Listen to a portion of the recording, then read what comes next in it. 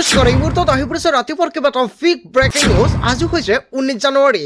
অৰুণোদয়ৰ প্ৰতিজন হিতাধিকাৰী বেংক একাউণ্টত টকা সোমোৱাৰ পূৰ্বে এটা মেছেজ আহিব। এই মেছেজটো আহিলেহে আপোনাৰ একাউণ্টত 1250 টকাৰ পৰিৱৰ্তে 8000 টকা সোমাব। পিএম কিষাণৰ প্ৰতিজন হিতাধিকাৰী বেংক একাউণ্টত 2000 টকা পাবলৈ অতি শীঘ্ৰে এই তিনিটা গুৰুত্বপূৰ্ণ কাম কৰিব লাগিব, অন্যথা আপোনাৰ একাউণ্টত টকা নাপাব। আত্মীয় গোটৰ প্ৰতিজন মহিলাৰ বেংক একাউণ্টত 25000 টকা সোমাব। এইমাত্ৰ মুখ্যমন্ত্ৰী ডক্টৰ হিমন্ত বিশ্ব শৰ্মাই কৰিলে বৃহৎ ঘোষণা। যদি আপুনি চৰকাৰী কৰৰ বাবে জিঅ'ৰিং কৰিছে, চৰকাৰী কৰৰ প্ৰথম কিস্তিৰ টকা পাবলৈ অতি শীঘ্ৰে KYC কৰক, অন্যথা টকা নাপাব। ৰেচন কাৰ্ড থাকিলে কেইবাটাও নতুন নিয়ম সলনি হৈছে। লগতে কেইবাটাও ৰাজনৈতিক খবৰৰ লগতে অৰাজনৈতিক খবৰ যুগুত কৰা হৈছে। আজিৰ দিনটোত গোটেই অসম তথা ভাৰতৰ বিভিন্ন প্ৰান্তৰ পৰা যুগুত হৈছে কেইবাটাও ডাঙৰ খবৰ। এনেবোৰ খবৰ পাই থাকিবলৈ চেনেলটি ছাবস্ক্ৰাইব কৰি ভিডিঅ'ত এটা লাইক কৰিবলৈ নাপাহৰিব। আজিৰ আমাৰ প্ৰথম দশমে গুৰুত্বপূৰ্ণ খবৰ হৈছে অসমবাসীৰ বাবে এটা ডাঙৰ খবৰ। লাখ লাখ অৰুণোদয় হিতাধিকাৰী একাউণ্টত সোমাব 8000 টকা। মোবাইললৈ আহিব বিশেষ মেছেজ। এই মেছেজটো আহিলেহে আপোনাৰ একাউণ্টত 1250 টকাৰ পৰিৱৰ্তে 8000 টকা সোমাব। অসমৰ মুখ্যমন্ত্ৰী ডক্টৰ হিমন্ত বিশ্ব শৰ্মাই কৰিলে বৃহৎ ঘোষণা। অৰুণোদয় হিতাধিকাৰীলৈ 8000 টকা ঘোষণা কৰিছে চৰকাৰে। প্ৰতিগৰাকী মহিলাৰ একাউণ্টত 1250 টকাৰ পৰিৱৰ্তে সোমাব 8000 টকা। আৰু মেছেজটো কেতিয়া আহিব নিশ্চয় ভিডিঅ'ৰ শেষত জনাই দিম। মুখ্যমন্ত্ৰী ডক্টৰ হিমন্ত বিশ্ব শৰ্মাই বৃহৎ উপহাৰ ৰাজ্যৰ মহিলালৈ প্ৰদান কৰিব। যদি অৰুণোদয়ৰ তালিকাৰ পৰা নামটো কৰ্তন হৈছে, তেনে ক্ষেত্ৰত আপোনাৰ একাউণ্টত কিন্তু অৰুণোদয় আঁচনিৰ টকা নাপাব। যিসকলৰ তালিকাত নামটো আছে টকা নাপায়, কিবা অসুবিধা হৈছে, তেনে ক্ষেত্ৰত ব্লকত যাব লাগিব। Voter ID, PAN card, Aadhaar card, bank account, ration card, 2026 voter তালিকা, এইখিনি নথিপত্ৰলৈ অতি শীঘ্ৰে আপুনি ভিজিট কৰক আপোনাৰ ব্লকত। নিশ্চয় সম্পূৰ্ণকৈ সহায় কৰা হ'ব। কিহৰ বাবে আপোনাৰ একাউণ্টত অৰুণোদয় আঁচনিৰ টকা নাপায়। ফেব্ৰুৱাৰী 20 তাৰিখে লাভ কৰিব চৰকাৰৰ এই টকা। বহাগ বিহুৰ পূৰ্বে ৰাজ্যৰ মহিলাক দিব এই উপহাৰ। বৃদ্ধ পেঞ্চনৰ 400 টকালৈকে বৃদ্ধি কৰিছে চৰকাৰৰ ফালৰ পৰা। 250 টকাৰ সলনি এতিয়া লাভ কৰিব 400 টকা। লাখ লাখ অৰুণোদয় হিতাধিকাৰী একাউণ্টত সোমাব 8000 টকা। অতি শীঘ্ৰে এইকেইটা কাম কৰাই লৈ লওক, অন্যথা আপোনাৰ একাউণ্টত টকা নাপাব।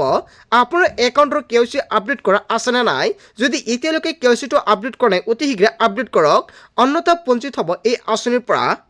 তাৰপিছত অসমবাসী ৰাজ্যক জনাইছোঁ আমাৰ পৰৱৰ্তী খুবেই গুৰুত্বপূৰ্ণ খবৰ। লগতে ডাঙৰ খবৰ, 1250 টকা নহয়, প্ৰতি মাহতে লাভ কৰিব অৰুণোদয়ৰ প্ৰতিজন হিতাধিকাৰী 3000 টকা। লাখ লাখ অৰুণোদয় হিতাধিকাৰীক দিয়া হ'ব প্ৰতি মাহেকত 3000 টকা। 2026 চৰকাৰ গঠন কৰি দিয়া হ'ব এই টকা। ডাঙৰ ঘোষণা কৰিছে ৰাইজৰ দলৰ সভাপতি অখিল গগৈ। আমি চৰকাৰলৈ আহিলে অৰুণোদয় আঁচনি 3000 টকালৈ বৃদ্ধি কৰিম। আমাৰ চৰকাৰ আহিলে সকলোৱে এই আঁচনি পাব। অৰুণোদয় আঁচনি এখন ধাৰাবাহিক আঁচনি। বিহাৰ মডেললৈ 2026 ইলেকশ্যন খেলিব বিচাৰিছে বিজেপিয়ে। বিৰোধী মিত্ৰজোঁট লৈ ভয় খাইছে বিজেপিয়ে। চৰকাৰে যিমান ধন দিয়ে লৈ থাকক হিতাধিকাৰীসকল। অসমৰ প্ৰত্যেকগৰাকী মহিলাই অৰুণোদয় আঁচনিক দিয়ক, এনেকুৱাকৈ কেইবাটাও ডাঙৰ মন্তব্য কৰিছে অখিল গগৈয়ে। বৃদ্ধ পেঞ্চন, বিধৱা পেঞ্চন, দিব্যাংগ পেঞ্চনত 4000 টকালৈকে কৰক। চাকৰি কৰা মহিলাকো 8000 টকা দিয়ক হিমন্ত বিশ্ব শৰ্মাৰ চৰকাৰে, দাবী জনালে বিধায়ক অখিল গগৈয়ে। বিধায়ক অখিল গগৈয়ে যিটো দাবী জনাইছে, জনতাই কি ক'ব, জনতাৰ সুবিধা হ'ব নে নাই, জনতাৰ মন্তব্যটো নিশ্চয় কমেণ্ট কৰি জনাই দিব। তাৰপিছত অসমবাসী ৰাজ্যক জনাইছোঁ আমাৰ পৰৱৰ্তী খুবেই গুৰুত্বপূৰ্ণ খবৰ। লগতে ডাঙৰ খবৰ, 2026 নিৰ্বাচনৰ বিজেপিৰ টাৰ্গেট 103টা সমষ্টিত নিৰ্বাচন খেলিব বিজেপিয়ে। ঘোষণা কৰিছে মুখ্যমন্ত্ৰী ডক্টৰ হিমন্ত বিশ্ব শৰ্মাই। 22টা সমষ্টিত আমি নিৰ্বাচন খেলিলেও নিজিকো। 103টাৰ ভিতৰত কিমানটা সমষ্টিত জিকো ৰাইজে ক'ব। 2026 নতুন মুখৰ যুৱ প্ৰাৰ্থীক অগ্ৰাধিকাৰ দিয়া হ'ব। বহুকেইটা সমষ্টিত প্ৰতিগৰাকী ফাইট হ'ব আৰু আমি ভালদৰে নিৰ্বাচন খেলিম, মন্তব্য কৰিছে অসমৰ মুখ্যমন্ত্ৰী ডক্টৰ হিমন্ত বিশ্ব শৰ্মাই। 2026 নিৰ্বাচনৰ পূৰ্বে অসমৰ মুখ্যমন্ত্ৰী ডক্টৰ হিমন্ত বিশ্ব শৰ্মাই কৰিলে বৃহৎ ঘোষণা। তাৰপিছত অসমবাসী ৰাজ্যক জনাইছোঁ আমাৰ পৰৱৰ্তী খুবেই গুৰুত্বপূৰ্ণ খবৰ। লগতে ডাঙৰ খবৰ, সমাগত 2026 বিধানসভা নিৰ্বাচন। 5টা সংকল্পৰে ৰাজ্যত আগবাঢ়িব কংগ্ৰেছ। গৌৰৱ গগৈৰ নেতৃত্বত কংগ্ৰেছে গুৰুত্ব দিব 5টা বিষয়ত। শিক্ষা আৰু চিকিৎসাত কংগ্ৰেছৰ প্ৰথম সংকল্প। কেৱল এয়াই নহয়, চৰকাৰৰ কামত আধুনিকীকৰণ দ্বিতীয়টো সংকল্প। কংগ্ৰেছৰ তৃতীয় সংকল্প হৈছে অৰ্থনৈতিক পৰিৱৰ্তন। কংগ্ৰেছৰ চতুৰ্থ সংকল্প হৈছে অপৰাধ নিয়ন্ত্ৰণ। কংগ্ৰেছৰ পঞ্চমটো সংকল্প হৈছে যুৱকসকলক লৈ আনুষ্ঠানিকভাৱে জনালে APCCৰ সভাপতি গৌৰৱ গগৈয়ে। সমাগত 2026 বিধানসভা নিৰ্বাচন ইয়াৰ পূৰ্বে গৌৰৱ গগৈ বৃহৎ মন্তব্য কৰিছে। বন্ধু, তাৰ পিছত অসমবাসী ৰাজুক জনাইছে আমাৰ পৰৱৰ্তী খুবেই গুৰুত্বপূৰ্ণ খবৰ। লগতে ডাঙৰ খবৰ, অসমখনৰ এজন বিশেষ ব্যক্তি বা তেওঁৰ পৰিয়ালৰ নহয়, অসম সকলোৱে আমি বৰ অসম গঢ় দিম। হিংসা ঘৃণাৰ বাতাবৰণ শেষ কৰি বৰ অসম গঢ় দিম, এনেকুৱাকৈ কংগ্ৰেছৰ ফালৰ পৰা বিশেষ মন্তব্য কৰা হৈছে।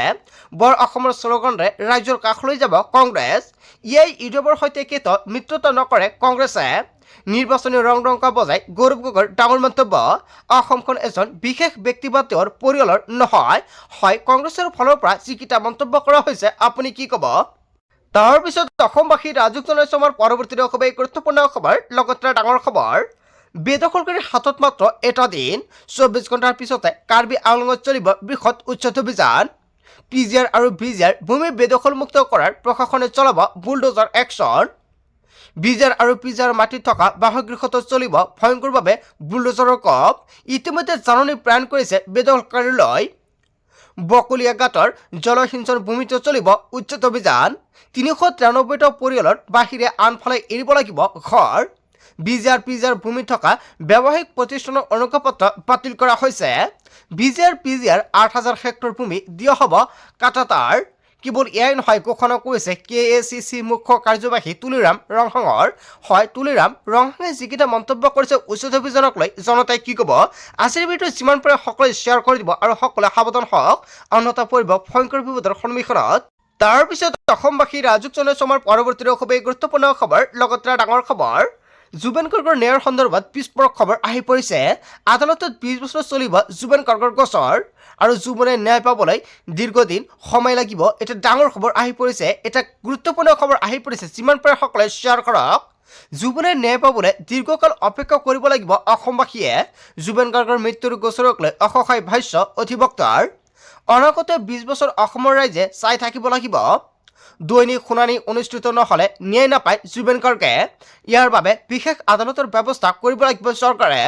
বিশেষ আদালতৰ ব্যৱস্থা কৰাটো একেবাৰে সহজ, কিন্তু চৰকাৰৰ হাতত আছে মাত্ৰ 15 পৰা 16 দিনৰ সময়। চৰকাৰে ইচ্ছা কৰিলে এইটো ব্যৱস্থা কৰিব পাৰে বিশেষ আদালতৰ। বিশেষ আদালতত শুনানি হ'লেহে ন্যায় পাব জুবেন গাৰ্গে। গুৱাহাটী উকিল সন্থাৰ সভাপতি অপূৰ্ব শৰ্মাৰ বিস্ফোৰণ মন্তব্য। জুবেন গাৰ্গৰ ন্যায় সন্দৰ্ভত বিস্ফোৰক খবৰ আহি পৰিছে। হয়, ইয়াৰ বিষয়ত জনতাই কি ক'ব? যদি জনতাৰ কিবা মন্তব্য কৰিব লগা থাকে আপোনালোকৰ মন্তব্যটো নিশ্চয় কমেণ্ট কৰি জনাই দিব। তাৰ পিছত অসমবাসী ৰাজুক জনাইছে আমাৰ পৰৱৰ্তী খুবেই গুৰুত্বপূৰ্ণ খবৰ। লগতে ডাঙৰ খবৰ, 2026 বিধানসভা নিৰ্বাচন অসমৰ বাবে পৰিচয় আৰু সংস্কৃতিৰ ৰক্ষাৰ নিৰ্বাচন। প্ৰধানমন্ত্ৰী নৰেন্দ্ৰ মোদীয়ে কৰিছে বৃহৎ ঘোষণা। অসমত চলি থকা বেদখলকাৰী উচ্ছেদ সৰ্বত্ৰে প্ৰশংসিত হৈছে আৰু কেৱল চৰকাৰ বনাবলৈ কংগ্ৰেছে জাক জাক বেদখলকাৰীক স্থান দিছে। ভোট পাবৰ বাবে অসমৰ মাটি অনুপ্ৰৱেশকাৰীক গতাই দিছিল কংগ্ৰেছে। কংগ্ৰেছৰ শাসনকালত ধাৰাবাহিকভাৱে অবৈধ লোকৰ অনুপ্ৰৱেশ হ'ল। এনেকুৱাকৈ প্ৰধানমন্ত্ৰী মোদীয়ে কংগ্ৰেছৰ বিৰুদ্ধে কেইবাটাও বৃহৎ মন্তব্য কৰিছে। সংখ্যালঘু বাঢ়ি বাঢ়ি ভয়াৱহ ৰূপ ল'লে অনুপ্ৰৱেশকাৰীৰ সমস্যাই। অসমৰ ইতিহাস সংস্কৃতি ধ্বংসত নামি পৰিল অনুপ্ৰৱেশকাৰী। ঠায়ে ঠায়ে দখল কৰি হাতী অহা যোৱা কৰা ঠাই বন্ধ কৰিলে। আমাৰ সংস্কৃতি ধ্বংসৰ অভিযানত নামি পৰিল অনুপ্ৰৱেশকাৰী। অনুপ্ৰৱেশকাৰীৰ বাবে চোৰাংচোৱা আৰু অপৰাধ অসমত বৃদ্ধি পালে। অসমৰ যুৱ প্ৰজন্মৰ জীৱন জীৱিকালৈ ভাবুকি কঢ়িয়ালে। অনুপ্ৰৱেশকাৰীক বছৰৰ বাবে গাদী দখল কৰাই কংগ্ৰেছৰ নীতি। অসমৰ ভূমিৰ পৰা কংগ্ৰেছে নিৰ্বাচনত উচিত প্ৰত্যুত্তৰ পাব। 2026 বিধানসভা নিৰ্বাচন অসমৰ বাবে পৰিচয় সংস্কৃতিৰ ৰক্ষাৰ নিৰ্বাচন হ'ব বুলি প্ৰধানমন্ত্ৰী নৰেন্দ্ৰ মোদীয়ে বৃহৎ মন্তব্য কৰিছে। প্ৰধানমন্ত্ৰী নৰেন্দ্ৰ মোদীয়ে যিটো মন্তব্য কৰিছে জনতাই কি ক'ব? যদি জনতাৰ কিবা মন্তব্য কৰিব লগা থাকে আপোনালোকৰ মন্তব্যটো নিশ্চয় কমেণ্ট কৰি জনাই দিব। তাৰ পিছত অসমবাসী ৰাজুক জনাইছে আমাৰ পৰৱৰ্তী খুবেই গুৰুত্বপূৰ্ণ খবৰ। লগতে ডাঙৰ খবৰ, হঠাৎ থুবুৰীত জাৰি কৰা হৈছে BNSSৰ 163 ধাৰা। প্ৰশাসনে জৰুৰীভাৱে জাৰি কৰিলে নিৰ্দেশনা।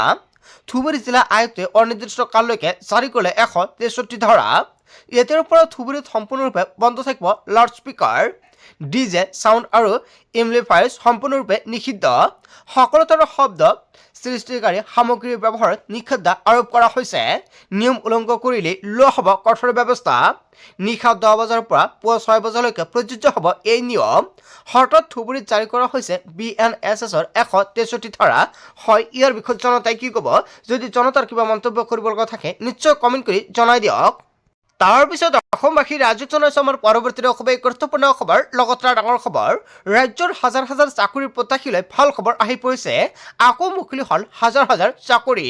বন বিভাগৰ বিজ্ঞাপন প্ৰকাশ কৰিলে SLPRBয়ে 22 জানুৱাৰীৰ পৰা 22 ফেব্ৰুৱাৰী পৰ্যন্ত কৰিব পাৰিব আবেদন। ফৰেষ্টৰ গ্ৰেড 1 পদৰ পৰা আৰম্ভ কৰি বোটমেনলৈকে পদ মুকলি কৰা হৈছে।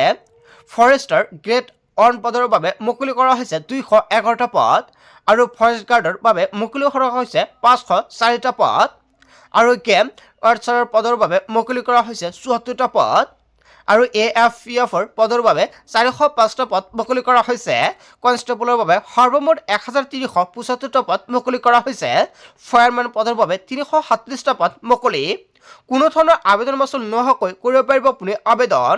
ৰাজ্যৰ হাজাৰ হাজাৰ চাকৰি প্ৰত্যাশী লৈ ভাল খবৰ আহি পৰিছে।